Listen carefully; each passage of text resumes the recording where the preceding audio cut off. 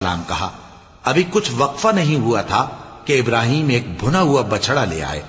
پھر جب دیکھا کہ ان کے ہاتھ کھانے کی طرف نہیں بڑھتے، یعنی وہ کھانا نہیں کھاتے، تو ان کو اجنبی سمجھ کر دل میں خوف کیا۔ فرشتوں نے کہا کہ خوف نہ کیجیے، ہم قوم لوط کی طرف ان کے ہلاک کرنے کو بھیجے گئے ہیں۔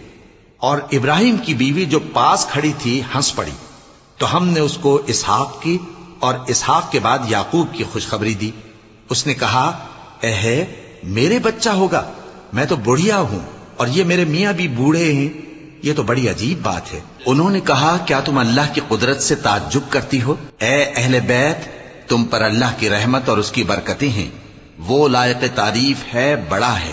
پھر جب ابراہیم سے خوف جاتا رہا اور ان کو خوشخبری بھی مل گئی، تو قوم لوط کے بارے میں لگے ہم سے بحث کرنے۔ بے شک ابراہیم بڑے تحمل والے، نرم دل اور رجوع کرنے والے تھے۔ اے ابراہیم